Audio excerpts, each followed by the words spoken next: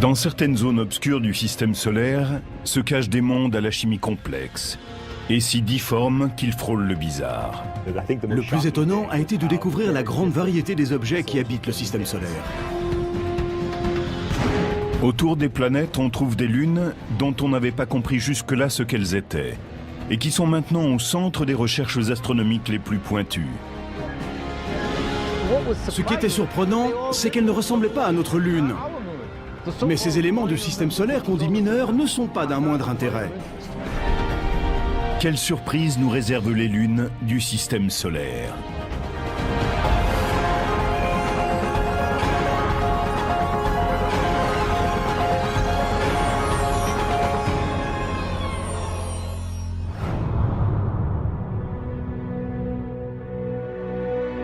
Le système solaire a toujours été un terrain fertile pour les écrivains de science-fiction. Mais grâce aux télescopes de plus en plus perfectionnés et aux sondes robotisées, aujourd'hui le rideau s'est levé sur un nouveau balai lunaire. Il y en a qui se déplacent dans un sens, d'autres dans le sens inverse. Elles filent à des vitesses différentes. Celles qui orbitent à l'intérieur dépassent celles qui sont à l'extérieur. Il y a une cinquantaine d'années, on pensait que le système solaire n'abritait que 32 lunes. Elles allaient de Ganymède, qui gravite autour de Jupiter et qui est plus grande que la planète Mercure, jusqu'aux petits astéroïdes comme les lunes de Mars, Phobos et Deimos. Mais ce nombre a explosé. En 2007, des scientifiques annoncent la découverte de 20 nouvelles lunes autour de Jupiter, d'une autour de Saturne et de 3 autour de Neptune. Ce qui s'est passé, c'est que les télescopes astronomiques ont été équipés de ce qu'on appelle des caméras CCD. Ce sont des caméras numériques, comme tout le monde en a aujourd'hui. Il est difficile d'obtenir des astronomes le nombre exact de lunes ou de satellites du système solaire. Au fur et à mesure que les caméras deviennent plus sensibles et les télescopes plus puissants, on en découvre de plus en plus.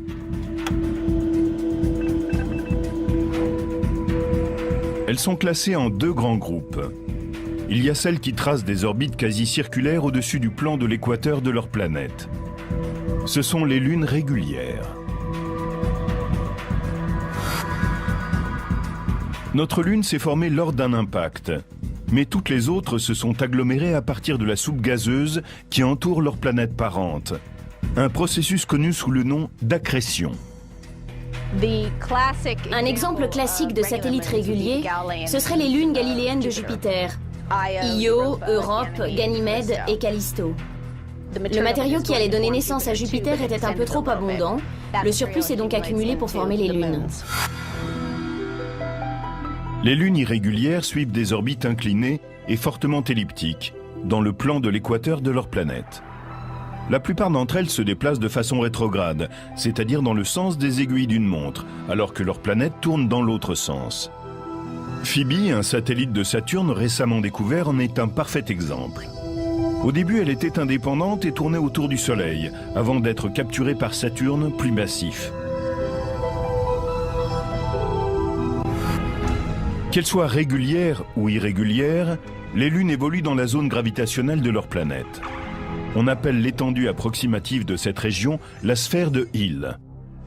Elle tient son nom de George William Hill, un astronome américain qui a défini ce concept au milieu des années 1800.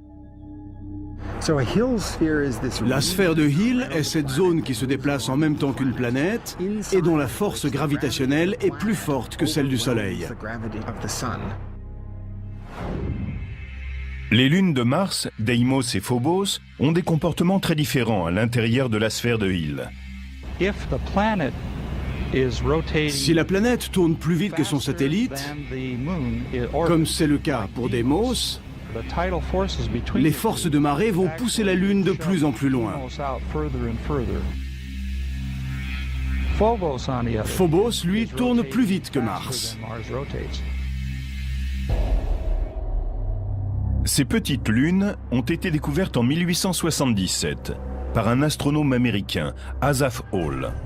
Il a donné à Phobos le nom du dieu grec de la peur et à Deimos celui du dieu de la terreur. Tom Duxbury faisait partie de la mission Mariner 9, qui en novembre 1971 a photographié pour la première fois les 2 lunes en forme de pommes de terre. C'était tard dans la nuit, par une journée froide, pluvieuse, sombre et maussade. J'ai tourné la photo sur le côté. La lune ressemblait à un crâne. C'était une image sinistre.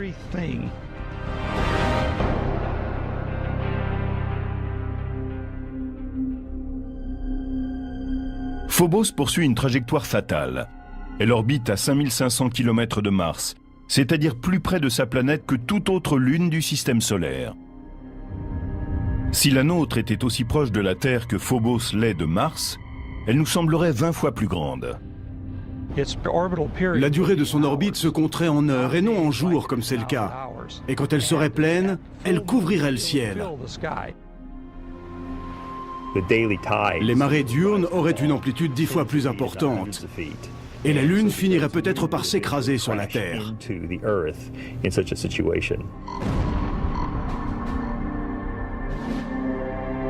La situation délicate de Phobos est liée à un processus que l'on appelle l'accélération séculaire. Tandis que le satellite se déplace plus vite que Mars, des forces de marée s'élèvent à la surface de la planète qui attirent Phobos vers elle un peu plus à chaque orbite.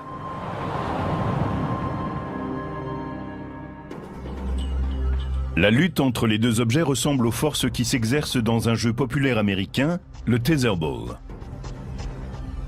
Imaginons que la balle soit la Lune, le poteau la planète, et que la corde entre le poteau et la balle représente la force de gravitation de la planète.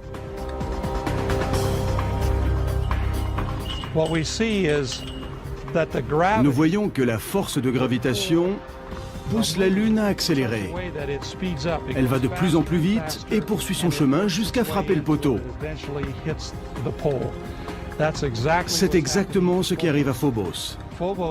Elle orbite autour de Mars plus vite que celle-ci n'avance. L'interaction de marée la pousse à se rapprocher et à accélérer sa marche. Nous pensons que dans 50 millions d'années, Phobos en arrivera à toucher Mars et qu'il disparaîtra en tant que Lune.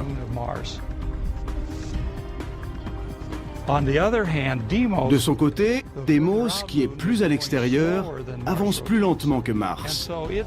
Il déroule donc la corde dans un mouvement opposé et nous le voyons s'en éloigner progressivement.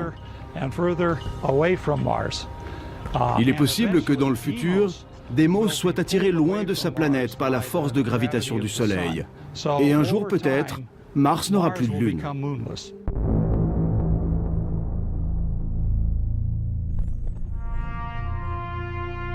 Comme Phobos prend de l'avance sur la rotation de Mars, il semble se lever à l'ouest et se coucher à l'est. Au lieu d'avoir sa planète qui tourne plus vite que lui, comme c'est le cas de notre Lune et d'autres satellites, et donc de se lever à l'est et de se coucher à l'ouest, il est en avance sur la rotation de sa planète, et par conséquent se lève à l'ouest, se déplace en tête et se couche à l'est.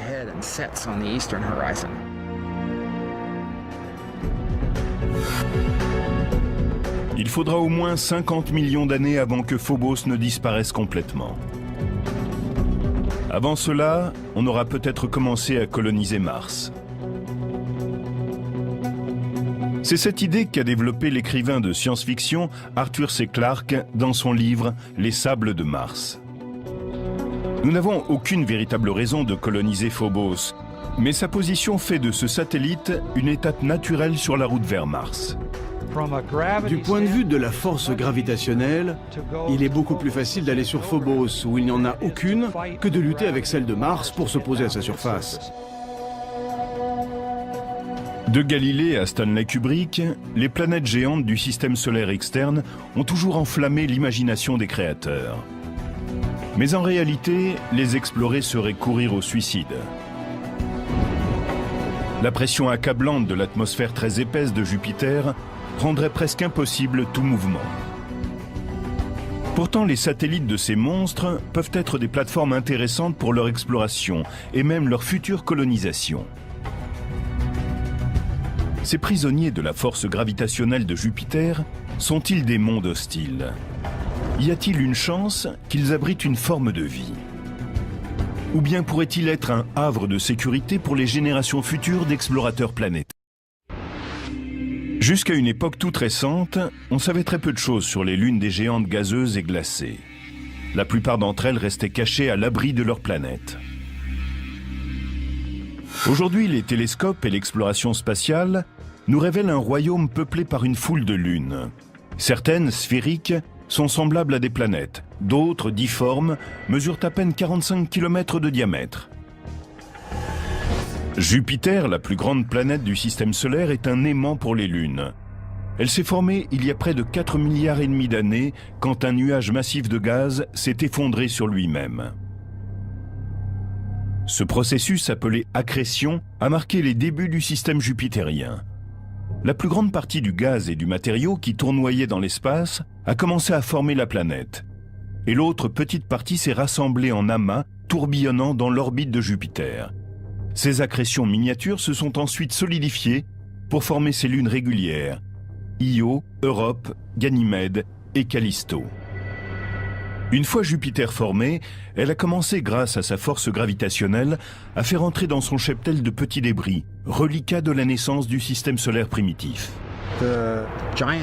Les planètes géantes se sont formées dans un environnement riche en gaz, là où une foule de petites épaves flottait dans le système solaire, prêtes à être capturées. Le nombre de lunes de Jupiter peut aller de 60 à 200, selon les spécialistes qui en font le compte. Il est clair que si l'on pouvait se placer à la périphérie de l'atmosphère gazeuse de Jupiter et regarder le ciel, on pourrait admirer le balai somptueux de ces lunes satellites. Ce serait merveilleux de pouvoir observer ces lunes.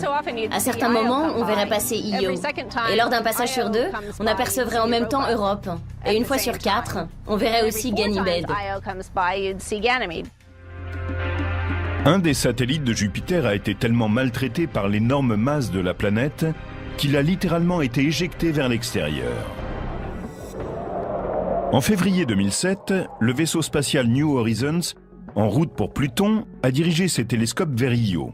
Celle-ci, qui est à peu près de la taille de notre Lune, orbite à une distance de 395 000 km de Jupiter. Elle se différencie des autres satellites de la grande planète gazeuse par ses éruptions volcaniques spectaculaires. La sonde New Horizons a pris des images détaillées de la lave brillante qui a coulé à la surface de Io et de l'immense panache de poussière, long de 350 km, qui s'élève au-dessus de la Lune en fusion. Comme toutes les lunes régulières de Jupiter, Io tire son nom de celui d'une maîtresse du dieu romain. Elle a été découverte par Galilée en 1610, puis photographiée pour la première fois par Pioneer 1 en 1974 et de nouveau par Voyager en 1979. Son activité trépidante a intrigué les spécialistes pendant des décennies. Chaque jour, à chaque seconde, une tonne de matériaux s'échappe de cette lune qu'est Io. C'est une machine phénoménale. J'aimerais pouvoir aller sur Io, mais ce serait très dangereux, chaud et sulfureux. Io est trop petite. Il est impossible qu'elle ait entretenu la fusion de son noyau depuis sa formation. Un autre processus mystérieux est responsable de cette chaleur. Il se peut que tout l'intérieur de Io soit en fusion, parce qu'elle est comprimée du fait qu'elle orbite autour de Jupiter. Ce phénomène est connu sous le nom de chauffage de marée. La force de gravitation massive de Jupiter provoque une friction interne du noyau de Io. De même qu'un sculpteur malaxe un morceau froid d'argile, Jupiter pétrit et masse Io en permanence. C'est comme si la grande planète reprenait sans fin son ouvrage. Si une lune est soumise au chauffage de marée, elle devient malléable. Elle peut être étirée comme l'argile et déformée par les forces gravitationnelles de sa planète. La surface de la Lune est froide. Elle se brise comme l'argile que l'on peut alors déchirer. Mais l'intérieur est chaud et peut littéralement couler, s'étirer, être malaxé par l'action gravitationnelle de la planète dont elle est le satellite. La plupart des lunes régulières ont des orbites circulaires. Le phénomène de chauffage de marée se produit lorsque le satellite suit une orbite plus allongée et que la distance qui le sépare de sa planète change radicalement au cours d'une même révolution. On observe ce type d'orbite excentrique lorsque les forces gravitationnelles viennent la perturber. Quand une lune subit une orbite excentrique, c'est-à-dire une orbite qui n'est pas circulaire, tantôt elle se rapproche et tantôt elle s'éloigne de la planète. Et quand elle en est très proche, elle est comprimée et mise en pièces.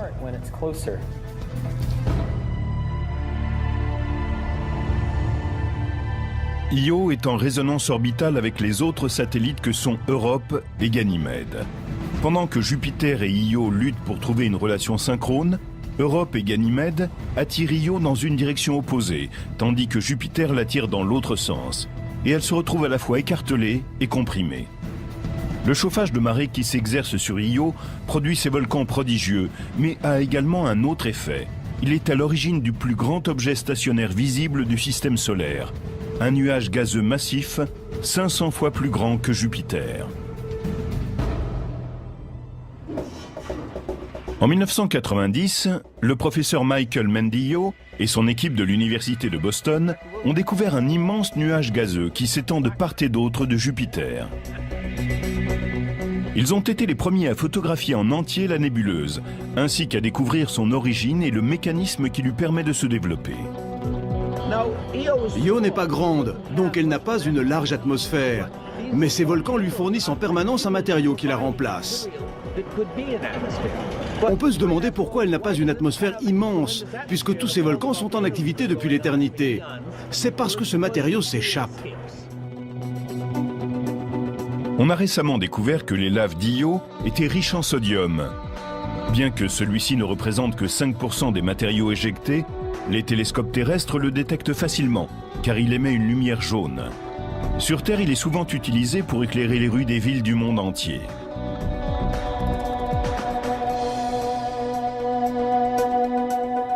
Le sodium et les autres molécules gazeuses sont bombardés d'électrons du puissant champ magnétique de Jupiter. Les électrons et les protons ionisent certaines de ces particules. À présent sous forme de plasma, ces ions sont emportés par la magnétosphère puissante de Jupiter. Et leur vitesse augmente rapidement lorsqu'ils sont capturés par le champ magnétique de la planète.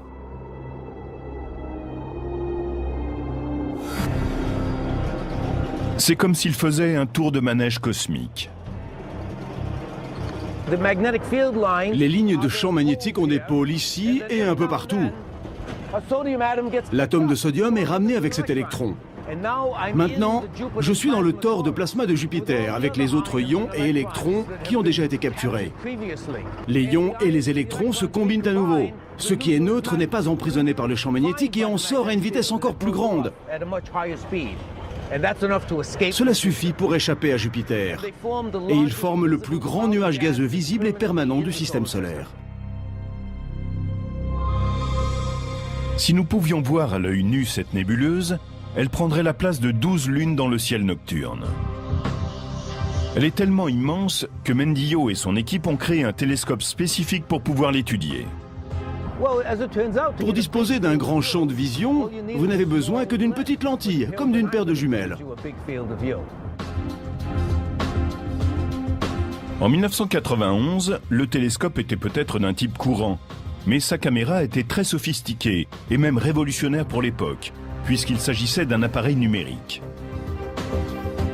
Une fois que vous avez une image en binaire, vous pouvez faire toutes sortes de choses.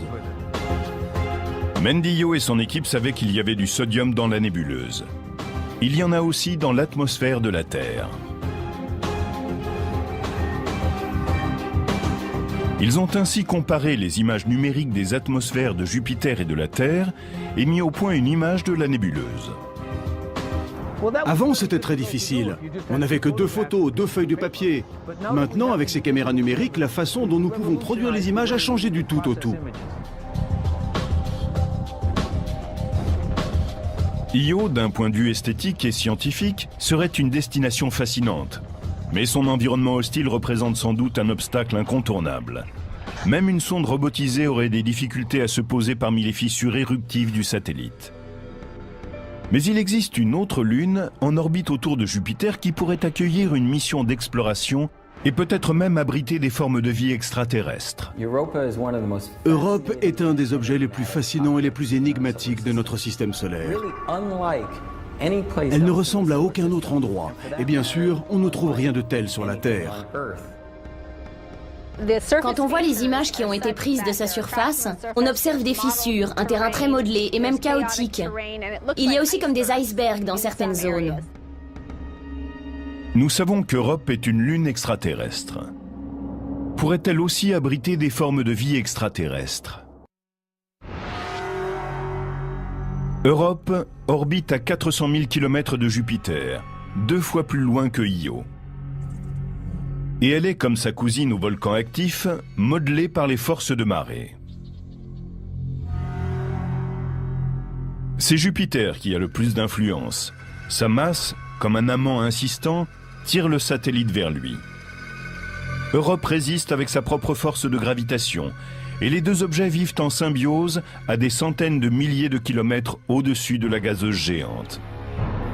Mais il n'y a pas que Jupiter qui attire Europe.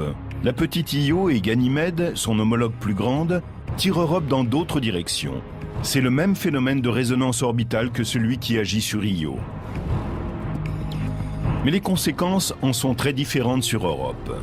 Il fait très froid à l'extérieur, moins 300 degrés à certains endroits, mais la Lune est chaude à l'intérieur. Et ce qu'on voit remonter à sa surface est aussi ce qui la rend si intéressante.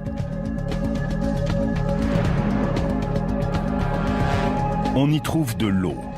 Une eau liquide venue d'un océan souterrain qui suinte et crée sur Europe une couche de glace comme une surfaceuse dame une patinoire. On pense que l'océan d'Europe n'a que 15 à 25 km de profondeur. Sur Terre, l'eau a été le berceau de la vie. Pourrait-il en être de même sur Europe ou sur d'autres lunes ? Les océans glacés des satellites sont peut-être l'habitat le plus répandu dans l'univers. Les objets tels que la Terre sont sans doute assez rares, mais les lunes glacées sont probablement légion. En février 2007, le vaisseau spatial New Horizons, en route vers Pluton et les régions éloignées du système solaire, a réussi à se rapprocher suffisamment d'Europe pour envoyer sur Terre des images stupéfiantes. Ce n'est que lorsque le Soleil se lève ou se couche derrière Europe que l'on peut voir ces immenses formes géologiques qu'on appelle des crop circles. Ils sont très grands. Si vous décidiez de traverser un de ces cercles, vous descendriez d'abord doucement pour vous retrouver à quelques 30 mètres plus bas, et ensuite vous remonteriez au niveau initial. La ressemblance entre ces crop circles et les mystérieuses figures que l'on trouve ici et là sur la Terre s'arrête lorsqu'on en vient à leur taille. En effet, sur Europe, ils mesurent entre 3000 et 4500 km de diamètre. Pourtant, ils sont trop petits et trop réguliers pour être des cratères d'impact, car les astéroïdes, comme les comètes, ont des formes et des tailles différentes. Les crop circles d'Europe se ressemblent tous d'un point de vue géologique. Sans en avoir aucune preuve, on pense que Jupiter pourrait être à l'origine de ces formes, à cause de sa masse. Il se pourrait que la glace qui recouvre Europe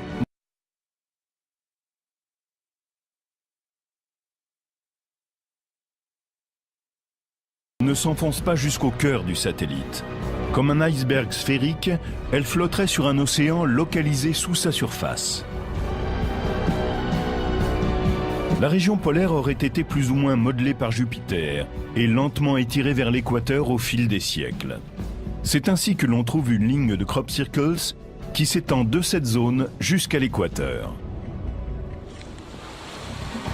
Si la croûte glaciaire d'Europe ressemble aux icebergs terrestres, la partie immergée devrait être très importante. Cette hypothèse aurait d'immenses conséquences pour les explorations futures. Cela signifie qu'il y aurait en dessous 8 à 9 fois ce volume de glace. On en arrive à des dimensions impressionnantes.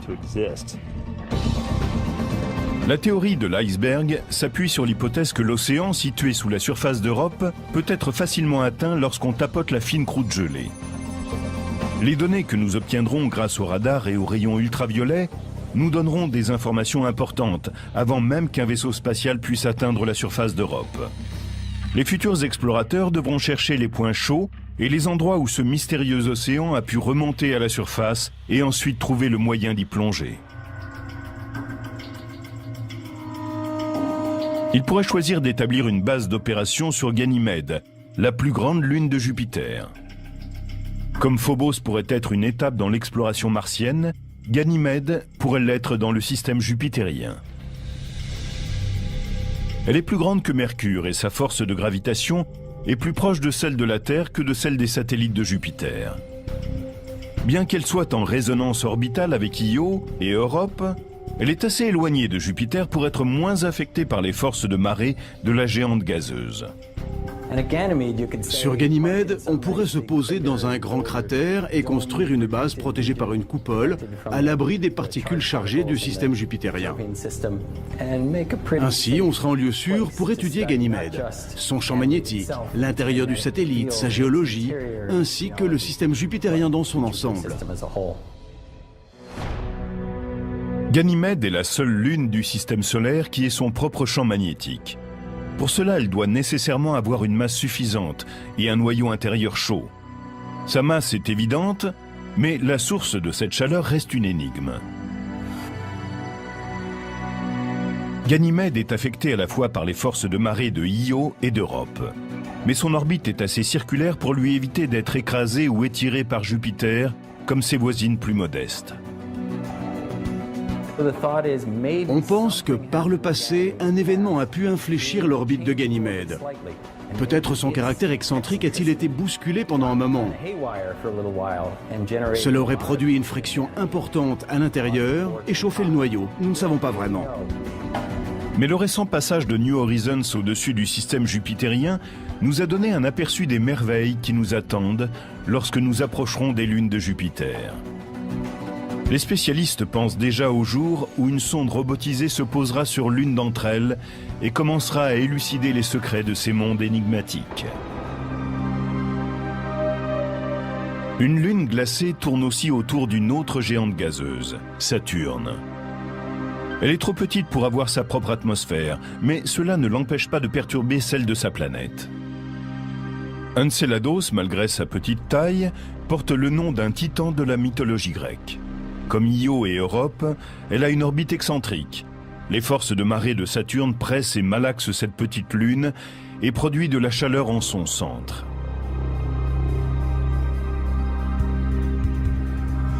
Mais contrairement à Io, elle ne rejette pas le matériau en fusion en un grand nuage gazeux. L'eau ne remonte pas à la surface comme elle le fait sur Europe. Non, Enceladus crache des panaches d'eau glacée dans l'atmosphère de Saturne. Nous n'appelons pas ça un volcan. La vapeur d'eau reste en orbite autour de cette toute petite lune, où, comme elle est proche de Saturne, la force de gravitation peut l'attirer vers la planète.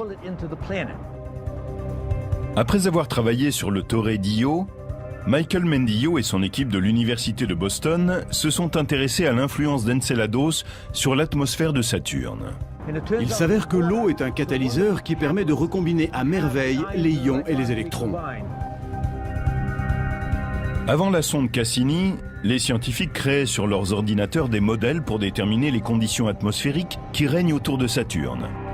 Ils avaient établi que la planète devait posséder une ionosphère importante.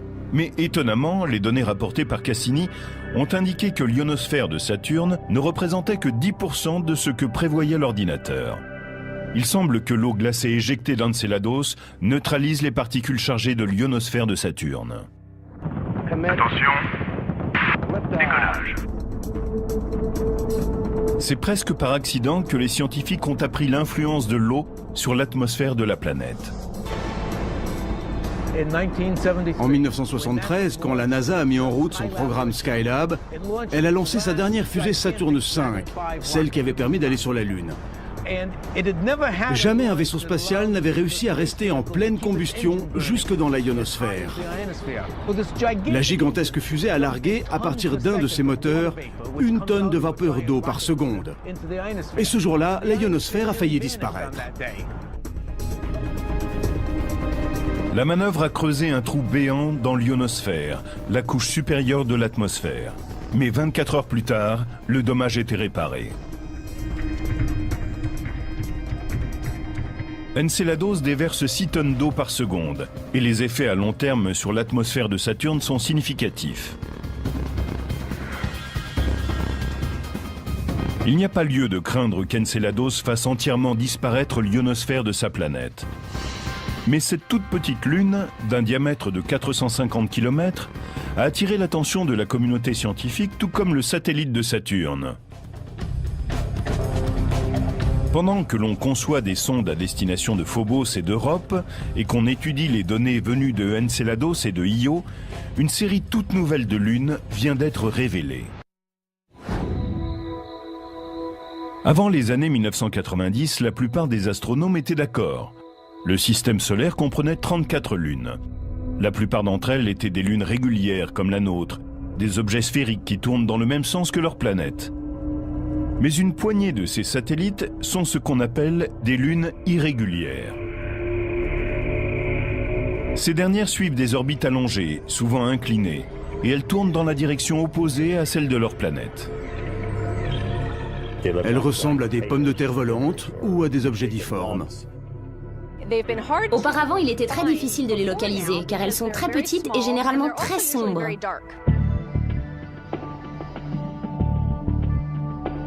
En l'espace d'une décennie, l'avènement de la photo numérique et le développement des télescopes à masque codé ont transformé l'étude des lunes du système solaire. Brett Gladman, de l'Université de la Colombie-Britannique, a découvert sa première lune irrégulière en 1997 à l'Observatoire du Mont Palomar. Depuis, il a mis en lumière 17 objets du système solaire qui étaient auparavant cachés. Pour détecter des objets dans le système solaire externe, on observe les mouvements qu'ils décrivent par rapport aux étoiles et aux galaxies stationnaires qui sont à l'arrière-plan. Vous prenez une photo du ciel, vous attendez 1 heure, et vous prenez une autre photo. Aucune des étoiles de la galaxie n'aura bougé, mais les objets éloignés du système solaire externe auront changé de place entre les 2 images de façon significative. En comparant les 2 photos, on peut voir quelque chose qui ressemble à une cible mouvante. L'objet peut être une comète ou un astéroïde, ou une nouvelle lune irrégulière s'il tourne autour d'une planète de façon rétrograde. Il y a une autre différence importante entre les lunes régulières et irrégulières. Ces dernières ont été capturées. Elles se sont formées indépendamment de la planète autour de laquelle elles orbitent. Selon toute vraisemblance, elles faisaient partie des débris issus de la formation du système solaire. Phoebe, la plus grande lune irrégulière de Saturne, en est un exemple classique. Phoebe tourne très loin de Saturne. Elle a une orbite elliptique très inclinée et elle avance de façon rétrograde. Les images de Voyager suggéraient que cet objet pouvait être un astéroïde. Donc, on a pensé que c'était peut-être un astéroïde capturé. Maintenant, grâce à la sonde Cassini, nous savons qu'il s'agit d'un corps glacé très riche en eau. Cela exclut l'idée que l'objet vienne de la ceinture d'astéroïdes. On pense aujourd'hui que Phoebe serait née dans la ceinture de Kuiper, qui s'étend aux frontières du système solaire. La ceinture de Kuiper est composée de petits corps, des débris venus de la formation du système solaire. Elle tourne autour du Soleil, au-delà de l'orbite de Neptune. Mais il existe une autre théorie totalement différente. Il est probable que Phoebe, après sa formation, ait d'abord suivi sa propre orbite autour du Soleil. Et c'est là qu'elle aurait été capturée pour orbiter autour de Saturne. Car la plupart des objets qui se sont formés à proximité de la planète géante sont venus se fondre en elle ou ont été éjectés du système solaire. Phoebe aurait donc été fabriquée à partir de débris planétaires qui flottaient autour de Saturne, lors de sa naissance. Mais il est possible aussi qu'elle se soit formée à partir d'un matériau différent, dont certains pensent qu'il viendrait des lunes irrégulières tournant autour de Jupiter. Si c'est le cas, les astrogéologues pourront sans doute comparer les éléments des 2 géantes gazeuses avec ceux qui composent Phoebe. Actuellement, il existe 3 théories sur la façon dont Phoebe et les autres lunes irrégulières ont perdu leur indépendance. Selon les 2 premières, elles auraient été capturées quand le système solaire était encore en formation et que les planètes n'étaient qu'un gros disque d'accrétion constitué de gaz et de débris. La théorie de la traînée de gaz est la plus simple. Les gaz épais tournoyaient autour de la planète en accrétion quand une comète, un astéroïde ou une combinaison de débris des deux types d'objets a traversé la mixture gazeuse. Nous savons que les satellites réguliers des planètes géantes sont rassemblés en un grand disque d'accrétion que l'on retrouve autour de chacune d'entre elles, tel un petit système solaire en formation. Le gaz et la poussière de ce disque dans ses régions extérieures peut aussi représenter une source de friction. Le planétésimal, petit corps en gestation qui passe par là, est alors légèrement ralenti puis capturé.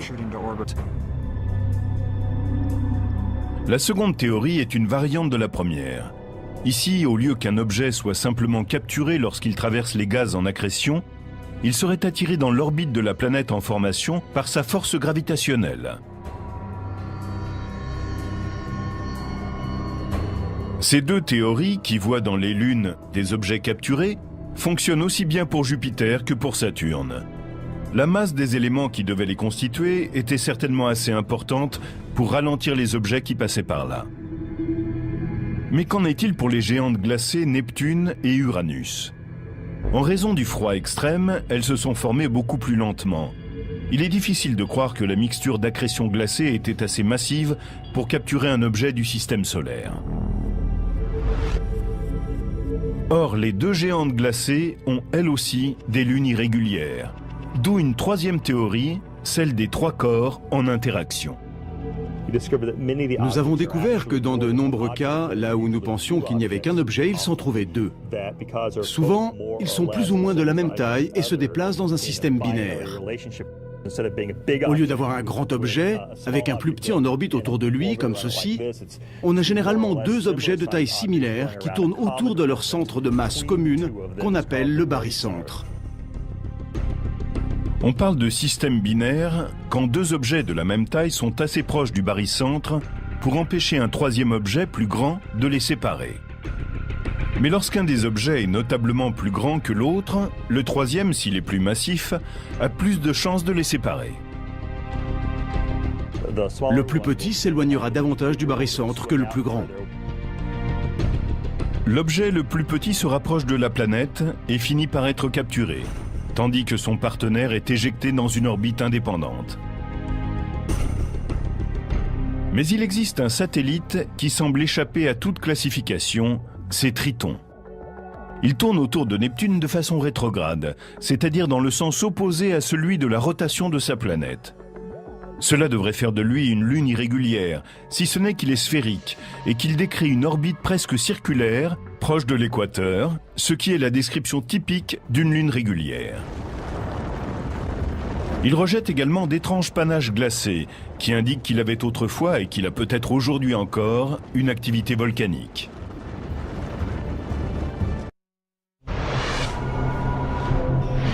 Avant que Voyager 2 ne s'aventure aux confins du système solaire, Triton, satellite de Neptune, était considéré comme un objet mort, constitué de roches et de la taille de notre Lune. Mais la sonde spatiale a transmis des images qui ont révélé aux scientifiques stupéfaits des montagnes, des lignes de failles, des fissures, témoignant d'un mouvement tectonique ainsi que d'une atmosphère d'une grande épaisseur. Les phénomènes géologiques que l'on associe généralement aux grandes planètes chaudes pourraient donc exister sur une lune glacée légèrement plus petite que la nôtre. En 1989, Voyager n'a pas détecté de volcan actif. Pourtant, comme sur Enceladus, satellite de Saturne, des geysers jaillissent régulièrement à la surface de Triton. Ce qui est réellement étonnant ici, ce n'est pas simplement le phénomène géologique en soi, c'est surtout le fait qu'il se produise sur une lune irrégulière. La plupart des grandes lunes du système solaire sont des satellites réguliers. Mais il y a une exception très importante, c'est Triton, la plus grande lune de Neptune, qui orbite dans le mauvais sens. Donc on pense que Triton est un objet capturé. On aurait ainsi une lune capturée qui se comporterait comme une lune régulière. Mais comment un objet de la taille de Triton aurait-il pu ralentir sans traverser l'atmosphère de Neptune ni entrer en collision avec la planète glacée ?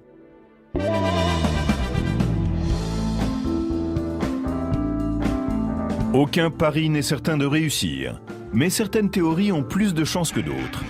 Comme à la roulette, Triton et Neptune ont misé et ont fait confiance au destin. Faites vos jeux. À la roulette, il y a plusieurs façons de parier. On mise sur différents numéros et comme dans la plupart des jeux de chance, plus on mise, plus les gains sont élevés. 20 noirs et pairs. 3 possibilités se présentent quant à la façon dont Triton a pu être capturé par Neptune.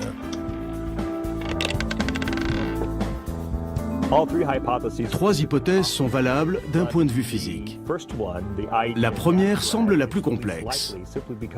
La période au cours de laquelle Neptune avait autour d'elle un disque de gaz et de poussière susceptible de capturer un objet comme Triton en formation a été très courte. La fenêtre de temps est très étroite. C'est comme parier sur le zéro vert à une table de roulette. Il est plus probable qu'à un certain moment de l'histoire du système solaire, le matériau qui allait constituer Triton se soit écrasé sur un satellite glacé régulier de taille moyenne. Et c'est de cette collision qu'est donc né Triton. C'est comme lorsqu'on parie sur le premier tiers de la table de roulette. On a une chance sur 3.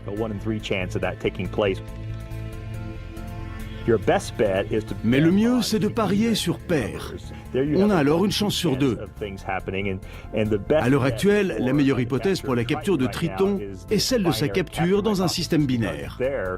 Dans la ceinture de Kuiper, nous savons qu'il y avait sans doute des milliers d'objets qui étaient de la bonne taille et orbitaient avec un autre objet, peut-être même encore plus grand. Neptune aurait pu capturer l'un d'eux.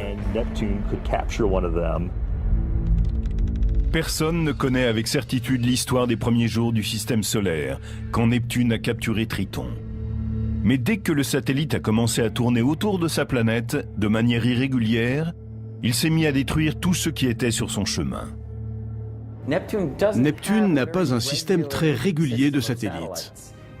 On pense que la capture de Triton a perturbé ce qui était auparavant un système régulier, comme en ont les autres grandes planètes.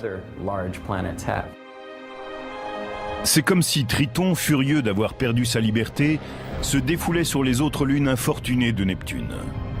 Mais d'où vient ce fougueux satellite? Les données récoltées par Voyager 2 indiquent que la densité de Triton est à peu près égale à celle de Pluton. Aucune autre lune régulière ne peut prétendre à une telle ressemblance. On soupçonne que les deux objets trouvent leur origine dans la ceinture de Kuiper. Le système solaire externe était constitué de grands objets qui suivaient chacun leur route. Certains d'entre eux ont donné naissance aux planètes géantes. D'autres ont été éjectés plus loin vers la ceinture de Kuiper, où ils sont encore aujourd'hui. Collision, accrétion et même capture ont rétréci ce qui était autrefois un réservoir important de matériaux pour la construction planétaire. Très tôt dans l'histoire du système solaire, la ceinture de Kuiper a sans doute été habitée d'objets beaucoup plus grands qu'aujourd'hui, dont la masse était peut-être 50 fois celle de la Terre, alors que maintenant, sa masse est inférieure à celle de la Terre. Ce qui reste de la ceinture de Kuiper est aussi vieux que le système solaire lui-même. Le matériau dont sont faits les objets binaires, les restes de collision et même certaines lunes extraterrestres n'a pas changé depuis plus de 4 milliards d'années. Il est stupéfiant de voir à quel point les lunes sont toutes différentes dans le système solaire externe. La première fois que je me suis retrouvé dans un centre d'astronomie dans les années 1960, aucun de ces satellites n'avait encore été découvert. Ils n'étaient que de petits points dans l'objectif du télescope et nous ne savions pas combien ils étaient différents. Nous quittons les régions glacées du système solaire et revenons sur Terre, intimidés par l'étendue de l'univers et la grandeur des planètes. Il est bon de s'arrêter un instant et de se retourner sur ces petits objets qui peuplent l'obscurité. Ces lunes extraterrestres dont on a découvert tardivement la nature renferment des énigmes qui n'attendent que la curiosité humaine pour être résolues.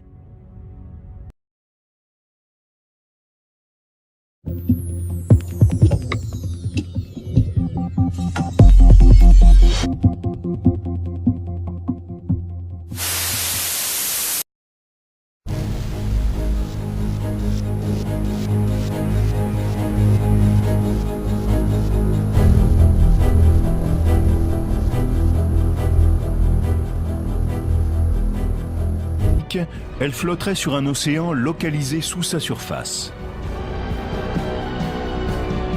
La région polaire aurait été plus ou moins modelée par Jupiter et lentement étirée vers l'équateur au fil des siècles.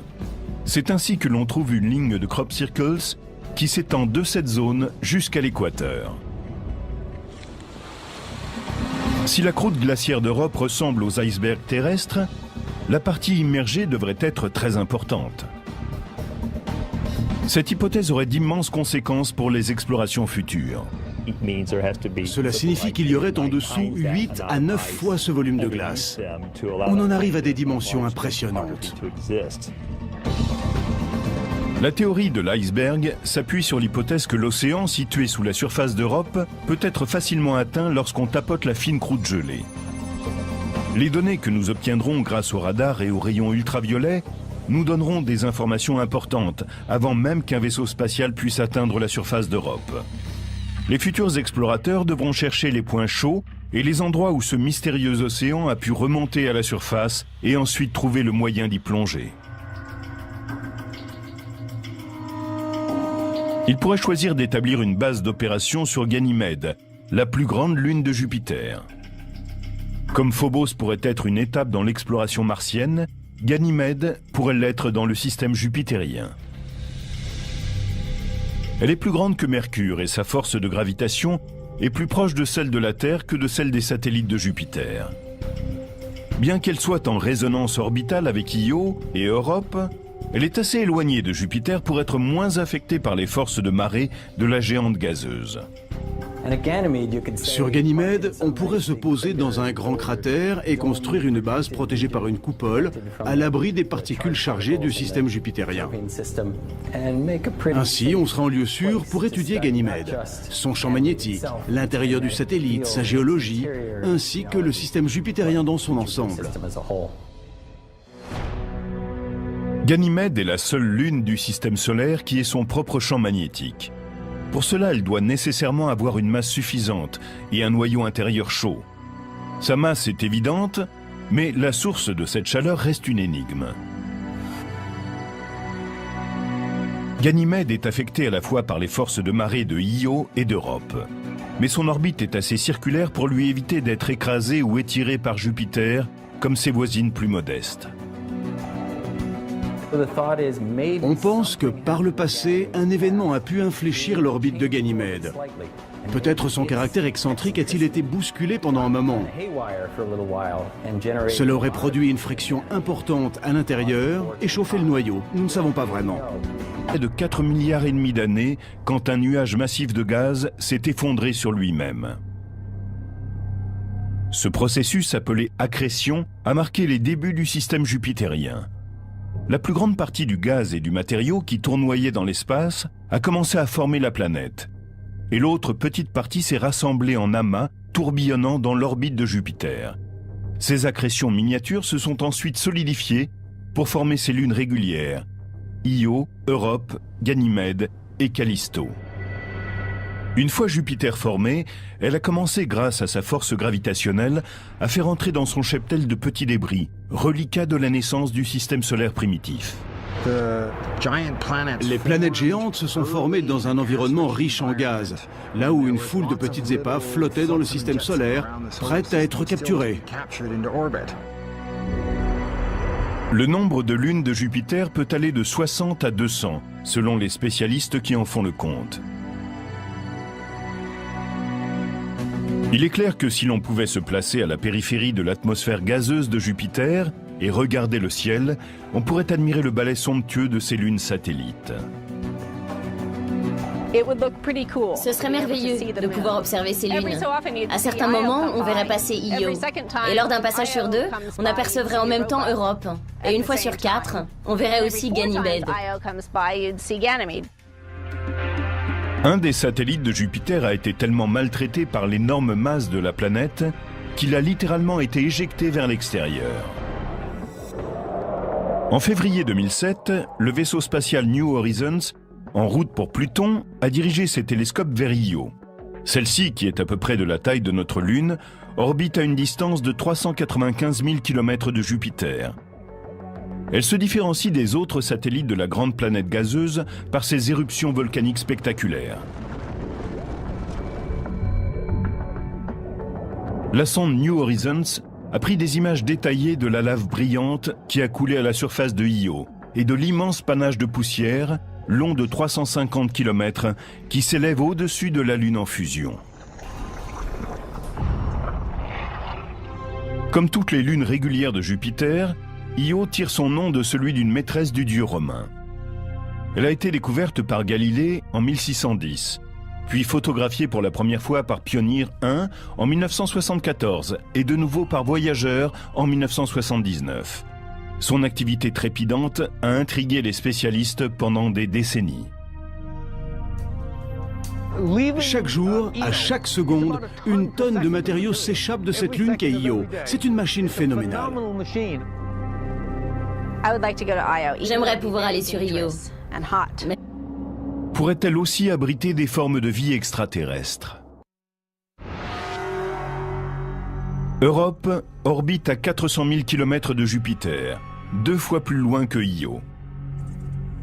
Et elle est, comme sa cousine au volcan actif, modelée par les forces de marée.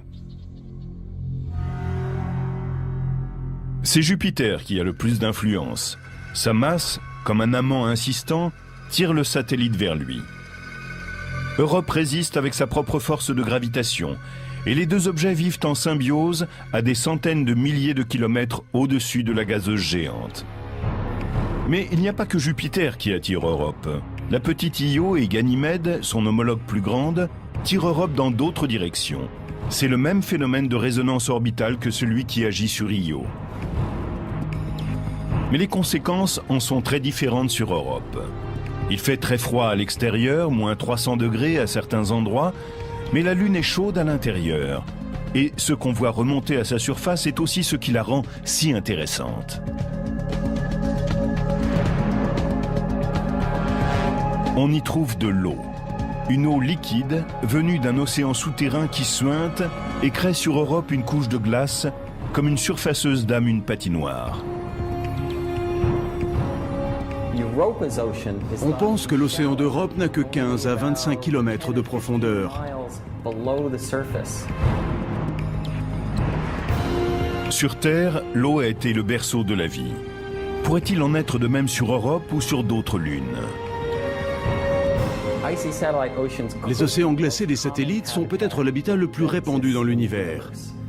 Les objets tels que la Terre sont sans doute assez rares, mais les lunes glacées sont probablement légion. En février 2007, le vaisseau spatial New Horizons, en route vers Pluton et les régions éloignées du système solaire, a réussi à se rapprocher suffisamment d'Europe pour envoyer sur Terre des images stupéfiantes. Ce n'est que lorsque le Soleil se lève ou se couche derrière Europe que l'on peut voir ces immenses formes géologiques qu'on appelle des crop circles. Ils sont très grands. Si vous décidiez de traverser un de ces cercles, vous descendriez d'abord doucement pour vous retrouver à quelques 30 mètres plus bas, et ensuite vous remonteriez au niveau initial. La ressemblance entre ces crop circles et les mystérieuses figures que l'on trouve ici et là sur la Terre s'arrête lorsqu'on en vient à leur taille. En effet, sur Europe, ils mesurent entre 3000 et 4500 km de diamètre. Pourtant, ils sont trop petits et trop réguliers pour être des cratères d'impact. Car les astéroïdes, comme les comètes, ont des formes et des tailles différentes. Europe résiste avec sa propre force de gravitation. Et les deux objets vivent en symbiose à des centaines de milliers de kilomètres au-dessus de la gazeuse géante. Mais il n'y a pas que Jupiter qui attire Europe. La petite Io et Ganymède, son homologue plus grande, tirent Europe dans d'autres directions. C'est le même phénomène de résonance orbitale que celui qui agit sur Io. Mais les conséquences en sont très différentes sur Europe. Il fait très froid à l'extérieur, moins 300 degrés à certains endroits, mais la Lune est chaude à l'intérieur. Et ce qu'on voit remonter à sa surface est aussi ce qui la rend si intéressante. On y trouve de l'eau. Une eau liquide venue d'un océan souterrain qui suinte et crée sur Europe une couche de glace comme une surfaceuse dame une patinoire. On pense que l'océan d'Europe n'a que 15 à 25 km de profondeur. Sur Terre, l'eau a été le berceau de la vie. Pourrait-il en être de même sur Europe ou sur d'autres lunes? Les océans glacés des satellites sont peut-être l'habitat le plus répandu dans l'univers. Les objets tels que la Terre sont sans doute assez rares, mais les lunes glacées sont probablement légion. En février 2007, le vaisseau spatial New Horizons, en route vers Pluton et les régions éloignées du système solaire, a réussi à se rapprocher suffisamment d'Europe pour envoyer sur Terre des images stupéfiantes. Ce n'est que lorsque le Soleil se lève ou se couche derrière Europe que l'on peut voir ces immenses formes géologiques qu'on appelle des crop circles. Ils sont très grands. Si vous décidiez de traverser un de ces cercles, vous descendriez d'abord doucement pour vous retrouver à quelques 30 mètres plus bas, et ensuite vous remonteriez au niveau initial. La ressemblance entre ces crop circles et les mystérieuses figures que l'on trouve ici et là sur la Terre s'arrête lorsqu'on en vient à leur taille. En effet, sur Europe, ils mesurent entre 3000 et 4500 km de diamètre. Pourtant, ils sont trop petits et trop réguliers pour être des cratères d'impact, car les astéroïdes, comme les comètes, ont des formes et des tailles différentes. Les crop circles d'Europe se ressemblent tous d'un point de vue géologique. Sans en avoir aucune preuve, on pense que Jupiter pourrait être à l'origine de ces formes, à cause de sa masse. Il se pourrait que la glace qui recouvre Europe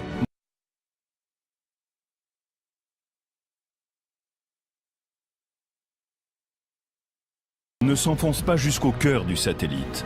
Comme un iceberg sphérique, elle flotterait sur un océan localisé sous sa surface. Elles sont rétrogrades, c'est-à-dire dans le sens des aiguilles d'une montre, alors que leur planète tourne dans l'autre sens. Phoebe, un satellite de Saturne récemment découvert, en est un parfait exemple. Au début, elle était indépendante et tournait autour du Soleil, avant d'être capturée par Saturne, plus massif. Qu'elles soient régulières ou irrégulières, les lunes évoluent dans la zone gravitationnelle de leur planète. On appelle l'étendue approximative de cette région la sphère de Hill. Elle tient son nom de George William Hill, un astronome américain qui a défini ce concept au milieu des années 1800. La sphère de Hill est cette zone qui se déplace en même temps qu'une planète et dont la force gravitationnelle est plus forte que celle du Soleil. Les lunes de Mars, Deimos et Phobos, ont des comportements très différents à l'intérieur de la sphère de Hill. Si la planète tourne plus vite que son satellite, comme c'est le cas pour Deimos, les forces de marée vont pousser la Lune de plus en plus loin. Phobos, lui, tourne plus vite que Mars. Ces petites lunes ont été découvertes en 1877 par un astronome américain, Asaph Hall. Il a donné à Phobos le nom du dieu grec de la peur et à Deimos celui du dieu de la terreur. Tom Duxbury faisait partie de la mission Mariner 9, qui en novembre 1971 a photographié pour la première fois les deux lunes en forme de pommes de terre. C'était tard dans la nuit, par une journée froide, pluvieuse, sombre et maussade. J'ai tourné la photo sur le côté. La Lune ressemblait à un crâne. C'était une image sinistre.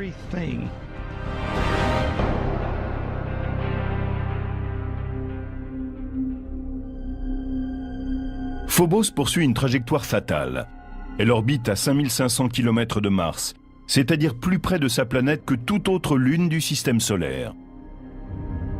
Si la nôtre était aussi proche de la Terre que Phobos l'est de Mars, elle nous semblerait 20 fois plus grande.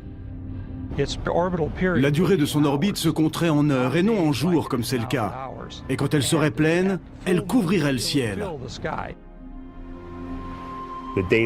Les marées diurnes auraient une amplitude 10 fois plus importante. Et la Lune finirait peut-être par s'écraser sur la Terre.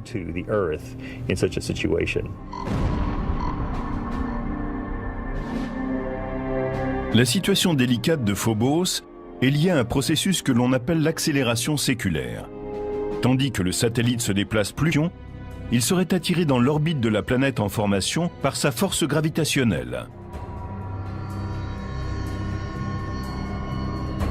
Ces deux théories, qui voient dans les lunes des objets capturés, fonctionnent aussi bien pour Jupiter que pour Saturne.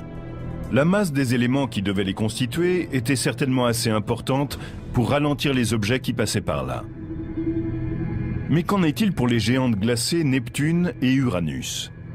En raison du froid extrême, elles se sont formées beaucoup plus lentement. Il est difficile de croire que la mixture d'accrétion glacée était assez massive pour capturer un objet du système solaire.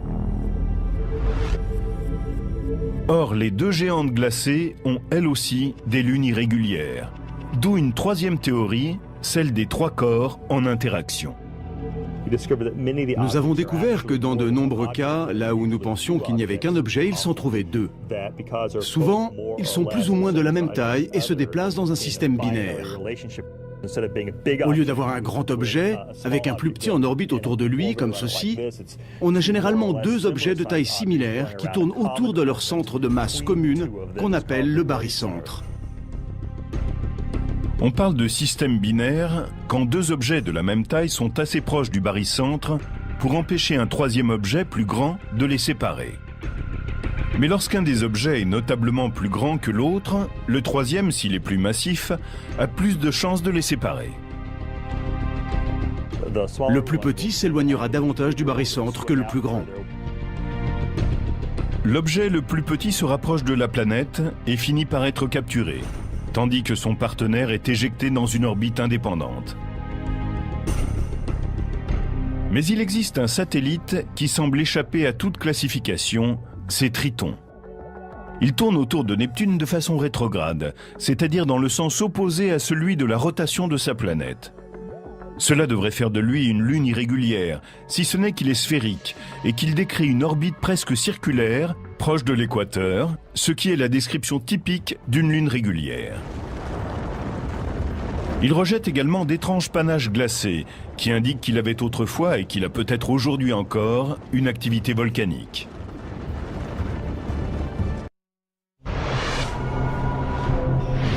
Avant que Voyager 2 ne s'aventure aux confins du système solaire, Triton, satellite de Neptune, était considéré comme un objet mort, constitué de roches et de la taille de notre Lune. Mais la sonde spatiale a transmis des images qui ont révélé aux scientifiques stupéfaits des montagnes, des lignes de failles, des fissures, témoignant d'un mouvement tectonique ainsi que d'une atmosphère d'une grande épaisseur. Les phénomènes géologiques que l'on associe est celle de sa capture dans un système binaire. Dans la ceinture de Kuiper, nous savons qu'il y avait sans doute des milliers d'objets qui étaient de la bonne taille et orbitaient avec un autre objet, peut-être même encore plus grand. Neptune aurait pu capturer l'un d'eux. Personne ne connaît avec certitude l'histoire des premiers jours du système solaire, quand Neptune a capturé Triton. Mais dès que le satellite a commencé à tourner autour de sa planète, de manière irrégulière, il s'est mis à détruire tout ce qui était sur son chemin. Neptune n'a pas un système très régulier de satellites. On pense que la capture de Triton a perturbé ce qui était auparavant un système régulier, comme en ont les autres grandes planètes. C'est comme si Triton, furieux d'avoir perdu sa liberté, se défoulait sur les autres lunes infortunées de Neptune. Mais d'où vient ce fougueux satellite? Les données récoltées par Voyager 2 indiquent que la densité de Triton est à peu près égale à celle de Pluton. Aucune autre lune régulière ne peut prétendre à une telle ressemblance. On soupçonne que les deux objets trouvent leur origine dans la ceinture de Kuiper. Le système solaire externe était constitué de grands objets qui suivaient chacun leur route. Certains d'entre eux ont donné naissance aux planètes géantes. D'autres ont été éjectés plus loin vers la ceinture de Kuiper, où ils sont encore aujourd'hui. Collision, accrétion et même capture ont rétréci ce qui était autrefois un réservoir important de matériaux pour la construction planétaire.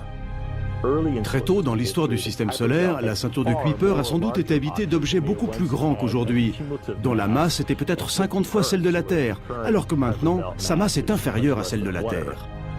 Ce qui reste de la ceinture de Kuiper est aussi vieux que le système solaire lui-même. Le matériau dont sont faits les objets binaires, les restes de collision et même certaines lunes extraterrestres n'a pas changé depuis plus de 4 milliards d'années. Il est stupéfiant de voir à quel point les lunes sont toutes différentes dans le système solaire externe. La première fois que je me suis retrouvé dans un centre d'astronomie dans les années 1960, aucun de ces satellites n'avait encore été découvert. Ils n'étaient que de petits points dans l'objectif du télescope et nous ne savions pas combien ils étaient différents. Nous quittons les régions glacées du système solaire et revenons sur Terre, intimidés par l'étendue de l'univers et la grandeur des planètes. Il est bon de s'arrêter un instant et de se retourner sur ces petits objets qui peuplent l'obscurité.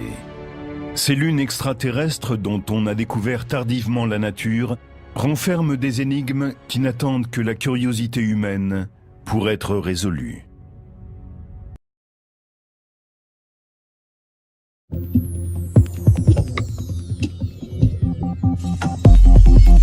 À l'intérieur et chauffer le noyau. Nous ne savons pas vraiment. Mais le récent passage de New Horizons au-dessus du système jupitérien nous a donné un aperçu des merveilles qui nous attendent lorsque nous approcherons des lunes de Jupiter. Les spécialistes pensent déjà au jour où une sonde robotisée se posera sur l'une d'entre elles et commencera à élucider les secrets de ces mondes énigmatiques. Une lune glacée tourne aussi autour d'une autre géante gazeuse, Saturne. Elle est trop petite pour avoir sa propre atmosphère, mais cela ne l'empêche pas de perturber celle de sa planète. Enceladus, malgré sa petite taille, porte le nom d'un titan de la mythologie grecque. Comme Io et Europe, elle a une orbite excentrique. Les forces de marée de Saturne pressent et malaxent cette petite lune et produisent de la chaleur en son centre.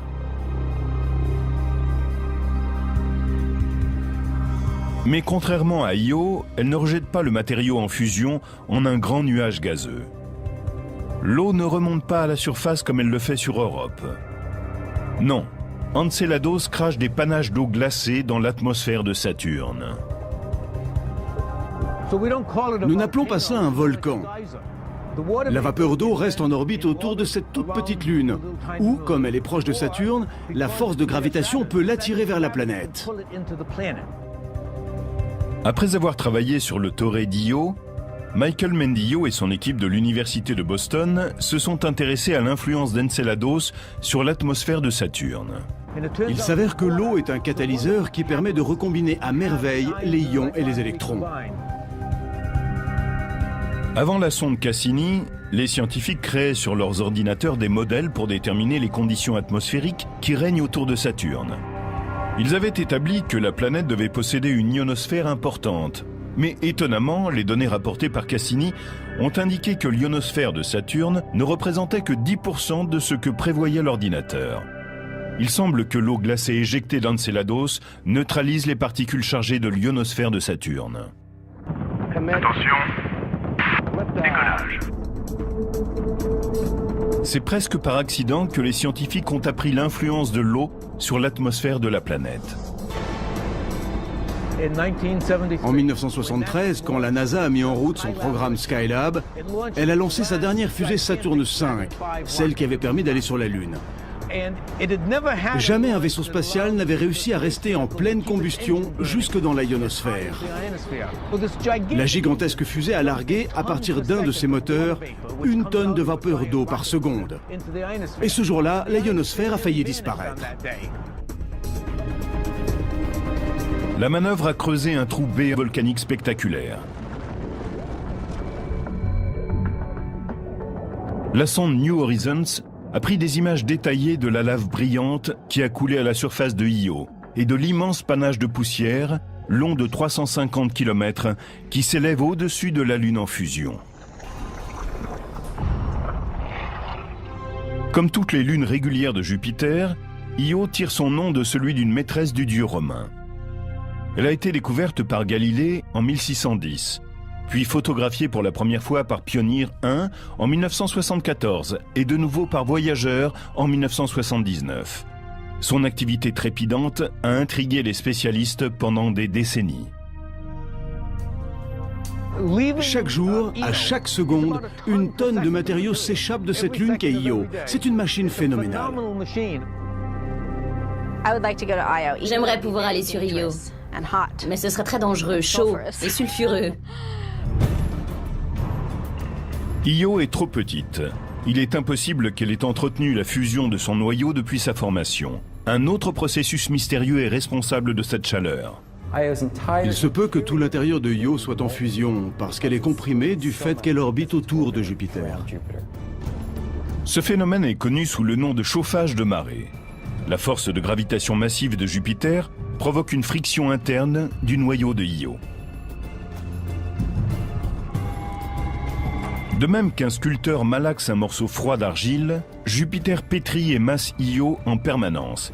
C'est comme si la grande planète reprenait sans fin son ouvrage. Si une lune est soumise au chauffage de marée, elle devient malléable. Elle peut être étirée comme l'argile et déformée par les forces gravitationnelles de sa planète. La surface de la Lune est froide. Elle se brise comme l'argile que l'on peut alors déchirer. Mais l'intérieur est chaud et peut littéralement couler, s'étirer, être malaxé par l'action gravitationnelle de la planète dont elle est le satellite. La plupart des lunes régulières ont des orbites circulaires. Le phénomène de chauffage de marée se produit lorsque le satellite suit une orbite plus allongée et que la distance qui le sépare de sa planète change radicalement au cours d'une même révolution. On observe ce type d'orbite excentrique lorsque les forces gravitationnelles viennent la perturber. Quand une lune subit une orbite excentrique, c'est-à-dire une orbite qui n'est pas circulaire, tantôt elle se rapproche et tantôt elle s'éloigne de la planète. Et quand elle en est très proche, elle est comprimée et mise en pièces.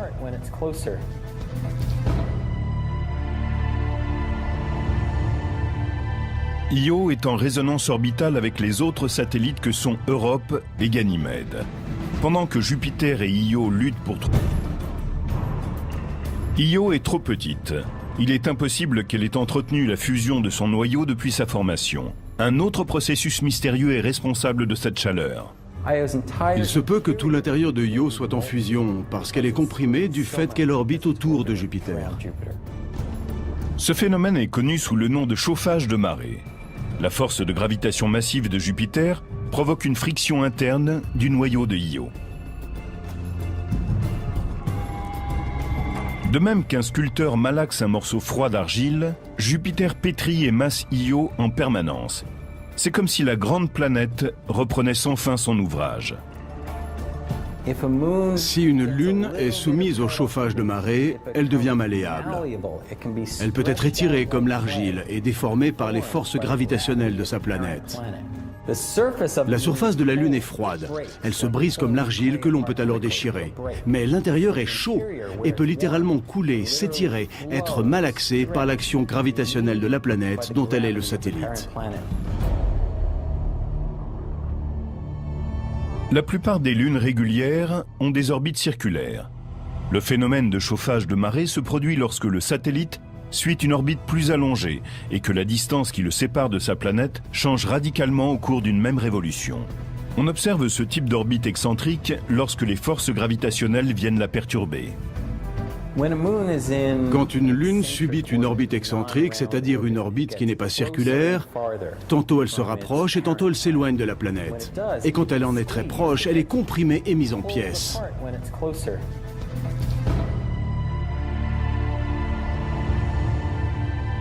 Io est en résonance orbitale avec les autres satellites que sont Europe et Ganymède. Pendant que Jupiter et Io luttent pour trouver une relation synchrone, Europe et Ganymède attirent Io dans une direction opposée, tandis que Jupiter l'attire dans l'autre sens. Et elle se retrouve à la fois écartelée et comprimée. Le chauffage de marée qui s'exerce sur Io produit ces volcans prodigieux, mais a également un autre effet. Il est à l'origine du plus grand objet stationnaire visible du système solaire. Un nuage gazeux massif, 500 fois plus grand que Jupiter. En 1990, le professeur Michael Mendillo et son équipe de l'université de Boston ont découvert un immense nuage gazeux qui s'étend de part et d'autre de Jupiter. Ils ont été les premiers à photographier en entier la nébuleuse, ainsi qu'à découvrir son origine et le mécanisme qui lui permet de se développer. Io n'est pas grande, donc elle n'a pas une large atmosphère. Mais ces volcans lui fournissent en permanence un matériau qui la remplace. On peut se demander pourquoi elle n'a pas une atmosphère